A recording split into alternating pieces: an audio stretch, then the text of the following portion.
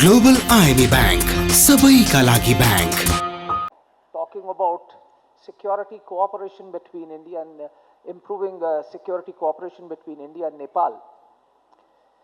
I think very often people confuse security cooperation with defense cooperation. And to my mind, when citizen of one country sheds blood to defend the integrity of another nation, there cannot be a greater security cooperation or defense cooperation between two countries anywhere in the world. So I think as far as India-Nepal security cooperation is concerned, I think it can't be matched. That's a fact. Having said that, the session that we have to speak is on transnational threats, connectivity and economic security in India-Nepal relations. That's the thing, and I was told that I should talk about cross-border terrorism. I think India is one of the biggest victims of cross-border terrorism. We are seeing infiltration across the borders, different terrorists coming in from across the globe, indulging in acts of terror. But what is important is that India and Nepal have an open border. And I think a lot of people talked about we need to have better border management, we need to. I know one thing, that no amount of surveillance, no amount of physical security measures can ever seal a border. The world's biggest country and the most powerful country, the United States, has never been able to seal its border with Mexico, despite its all attempts. So it will never happen. I think we are friendly countries. We need better sharing of communications. We need better intelligence sharing, better surveillance. All these facilities we do need. But surveillance often becomes obtrusive, and it actually creates problems. I think we have thousands of kilometers of border, and I think there are so many places where people crisscross without any checks or balances. But one odd incidence where I think one security personnel may have probably hinder or object becomes a big talking point. And this we need to understand, that when you have such large borders, there will always be some issues once in a while. Now when we talk of India, all around India, countries are in turbulence. Now the turbulence also has a problem. So when there is turbulence, the law and order deteriorates. There are different problems. There are non-state actors which thrive. You can see Myanmar is in the midst of a full-fledged insurgency. We have seen Bangladesh is having elections. Day after, of course, we have seen change of governments all around, including in Nepal, whatever may have been the result. But the manner in which the governments changed could not possibly be called constitutional. By no stretch of imagination, the way the governments were changed or trampled upon were constitutional. Whatever be the reason, whatever may be the outcome may have been good. Fortunately for Nepal, there is law and order now. I think it was a temporary, but there are countries which continue to simmer, which continues to have turbulence. And these turbulence have created zones of lawlessness. Especially in Myanmar, there are huge territory which are actually held by different warlords. There is a full-fledged insurgency going on. Almost half the territory is not controlled by the government. And consequently, one of the problems that had ebbed to some extent has again resurfaced. That's of narcotics. Today, huge amount of narcotics is provided. The drugs and arms have an old connection. Wherever drugs transit, the illegal arms also transit. And we are seeing it. It's coming actually all over, and this particular region, you are seeing this sort of a movement is going on. So when we have an open border, this becomes a problem. I saw yesterday a huge line at Tribhuvan International Airport, I think scanning the passengers coming for probably gold. You may scan the airport, you can't scan 1,000 kilometers of borders. So we have to have better intelligence sharing, otherwise this is not possible. That we'll have to look at it out. So these are the issues which will affect. In fact, we are seeing, when I talk to UNODC, etc., they say the drugs are actually transit through and through the South Asia. In fact, they are not only coming from the east, they are also coming from the west. Despite Taliban imposing a puritanical version of regime in Afghanistan, the opium continues to grow there. They have curtailed it to some extent, but It is not that they, by no stretch of imagination, have they been able to eradicate. So drugs are transiting, they're flowing through and through. And in India's case, many of India's adversaries have used Nepal as a conduit for indulging in acts which are inimical to India's interests, like counterfeit currency, in fact, which has been a very common thing. It's a known fact. I don't know if you saw the film Dhurandhar, of course, they dramatize things. But the fact is that counterfeit currencies were being published or printed in Pakistan, and most of them were being smuggled into India through Nepal, the open borders. Of course, one of the operators, I remember, Colonel Imam, I think, disappeared from Nepal. Obviously, he must be indulging in some activity of that sort, who came here and disappeared, or maybe went to some Western world or escaped. But things have been used. So we need to have an intelligence sharing, because I don't think so these activities can be stopped by strengthening the so-called border management. In fact, border management, the so-called border management only creates more harassment for people, and to some extent creates bad blood.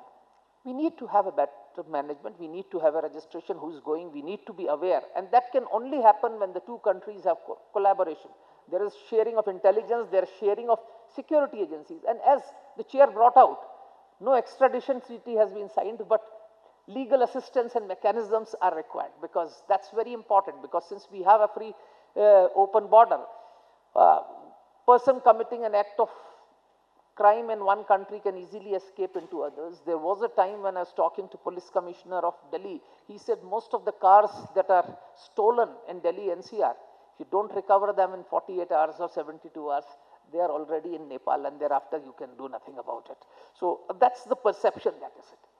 One thing which we need to understand, any amount of borders can control physical movement of persons, goods, but no border can control the flow of ideas. And this is an age where ideas are actually percolating across international border. And one of them, which the globe is threatened today, is radicalization. We are seeing huge amount of radicalization that is creeping across boundaries. We have seen transnational outfits like Islamic State, Al-Qaeda, indulging in wanton acts of violence across continents. Just on 6th of February, you saw one mosque in Islamabad was blown by a suicide bomber belonging to Islamic State. Islamic State promptly took credit. It's ironical that Pakistan still blames India, that India managed to find a suicide bomber who was willing to go and detonate himself to suit India's requirements. I wish there were such more people like that. But the fact of the matter is, it is an idea. The person who went and blew himself was convinced that he was doing a pious job. Very often we think, no, this can be done, this has been done by that country, we can stop that. But please understand, a radical terrorist or radical terrorism cannot be controlled by bombs and bullets alone. You have to target the brain.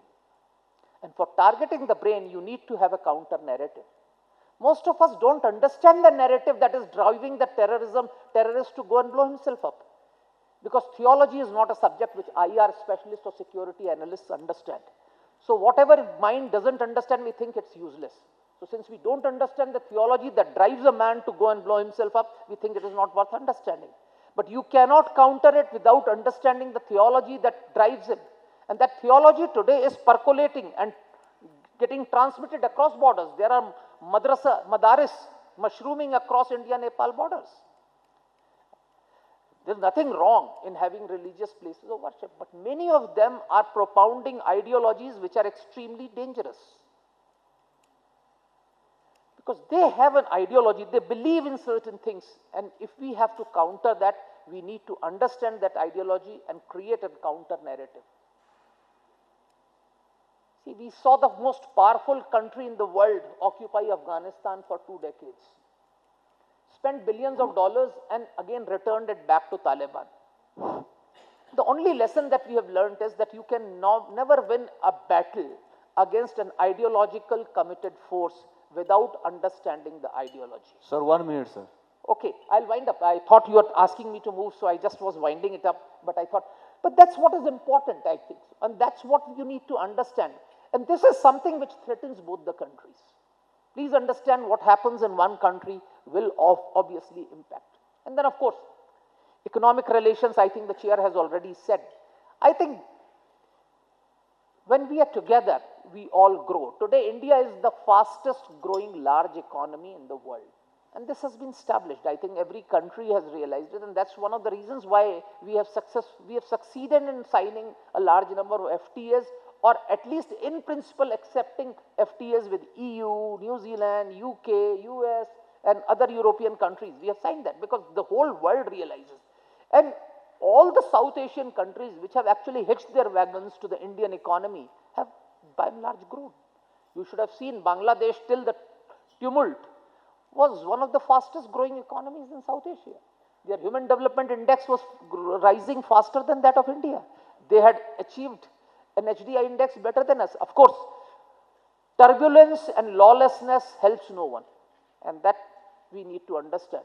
And that's what is happening. So I think the connectivity and the people to people connect, I think that needs to be nurtured. As far as security is concerned, we need to understand that any threat to Nepal's security endangers India's security, and any threat to India's security endangers Nepal's security. So we need to collaborate, cooperate, and share information and intelligence. Thank you. Thank you, NICE, for inviting me. And congratulations to NICE team, Dr. Pramod Jaiswal, the team, for completing your 10 years. And I wish you all the very best for the coming years too. So when I was coming here to talk about India-Nepal relations and what it means, I thought of three things. One, that would shape the policies and the elections that is coming up, and what that actually translates to the formulation of policies. So I'll just take maybe 2 or 3 minutes on that. And the second one will be on the lessons of the landlocked countries in Europe and how they succeeded, and what it is in South Asia and what it means to Nepal-India relations also. And the last is, as Anilji also brought out, on the security cooperation, which is the spine of the relationship that is predictable, respectful, and resilient, which is the foundation of our strategic stability. So when you talk about the elections, the uprising and the demonstrations in the street was not a surprise. But how it unfolded was a surprise. So the viable option was only elections.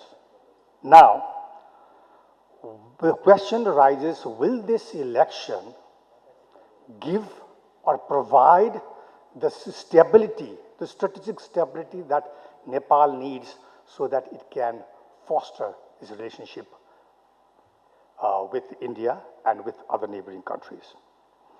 So I see 4 strategic narratives, competing narratives. One is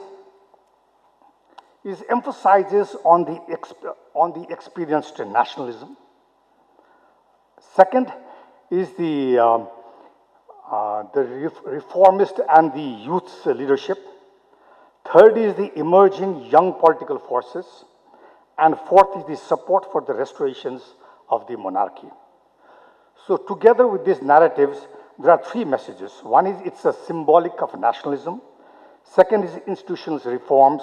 And the third is generational renewal.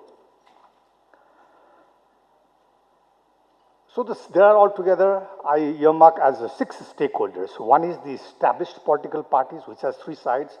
One is the established political parties, the newly formed political parties, and the recent political parties. And the other is the political parties that support the monarchy. And the last is the civil society that is bringing out issues of governance and ineffectiveness in there.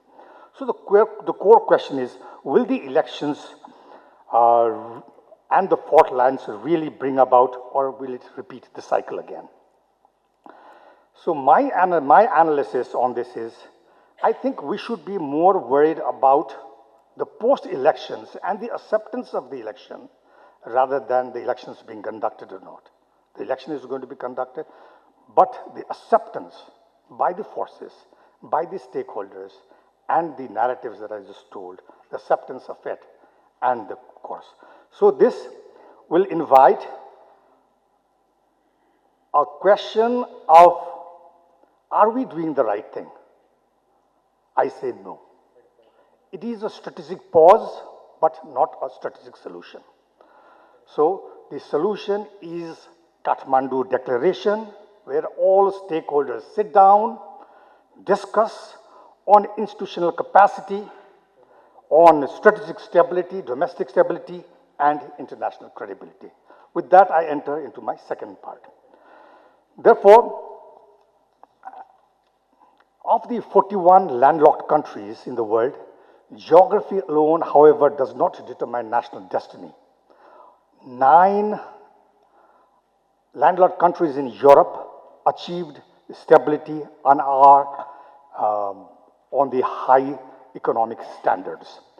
So during the Cold War, countries such as Switzerland, Austria, Luxembourg followed policies. One, they were embedded in the rules based on regional order. Second, no hostile power rivalries were in their borders. Third, strong institutions and early industrialization. So in short, they were landlocked by geography, but not by politics. So neutrality and predictability, avoiding entanglement in great power rivalries. Second, economic openness, which diversifies the trade and specialization ensures resilience. And institutional strength, which codified laws and agreements insulate from political cycles. So why is it different in South Asia? South Asia sits between rival powers, no strong regional institutions, and security comes before economic stability. So the challenges for Nepal is Nepal relies heavily on India and trade and transit. Attempts to balance India and China have often been reactive rather than strategic. Bhutan aligns closely with India. Afghanistan faces ongoing instability, weak institutions, and domestic politicalizations of foreign policy, exacerbation of vulnerabilities. So what can actually Nepal do? Nepal cannot change its geography, but it can manage it better, especially with India. Geopolitical statements and strategic instability are merely political luxury for the fault lines created by unaccountability and governance ineffectiveness. All well known to the audience present here, and how the 5th March elections will come about. So 3 strategic priorities stand out. 1, stabilize the India-Nepal relationship first. Second, practice disciplined hedging, not symbolic balancing. Third, build institutions before ambitions. Now the third part is on the security cooperations and the sphere of strategic stability. What I wanted to bring out on this is we have shared risks environment, whether it is high exposure of natural disasters, open border enables people-to-people movement, rising information, disinformation, increased regional things, and second is the disaster response and humanitarian assistance. So which happens in an ad hoc basis, helps, but we do not have as an institutional readiness. Third is security cooperation or as a shared responsibility. So we must have a preventive over-escalation. So, we have to have smarter borders, not harder borders. So we have to have a local level coordination where success is decided. And my last recommendation would be on Nepal's partnership. So the key recommendations would be the strategic resilient, loud politics versus strategic realism, which I can go into details in the question answer session, but, and the second is institutional diplomacy, which is predictable and should be trust-based. Third is asymmetric realism, like hedge economically, not military, avoid being a platform for any power against Another, 4 is monetizing geography, multi-level engagements, and the last is shared core interests where cooperation is non-negotiable. So the first priority would be security, second would be strategic stability, and the third would be economic security. This is why I often shape that Nepal-India security ties stands at a crossroad. History anchors them, geopolitics is reshaping. So the benefits for a strong Nepal relationship, obviously, you all know, it's reduced vulnerability, it provides you economic growth, it gives you institutional credibility, it's an autonomy preservation, and it also frames the basis of regional reliability. So security cooperation should form the backbone of the relationship, durable enough to withstand the changes in government, electoral cycles, or regional crises. For Nepal, this approach preserves strategic agency while managing external pressures. For India, it depends on strategic depth and gives a real substance to the first neighborhood policy. Beyond rhetoric, stability is Nepal directly contributes to stability in India. This is not a theoretical claim. It is strategic reality. So the bottom line is, this is not about managing or recurring problems. It is about building a partnership resilient enough to prevent them. So landlocked countries do not succeed because geography ceases to matter, but because politics stops weaponizing. Europe addressed this challenge through institutions. South Asia has yet to do so. So for Nepal, long-term stability and prosperity will not come from choosing sides, but from reducing frictions with India, lowering geopolitical noise, and transforming geography from the vulnerability into a managed constraint, which means strengthen the Nepal-India commitment and ties, in search for new opportunities. Thank you.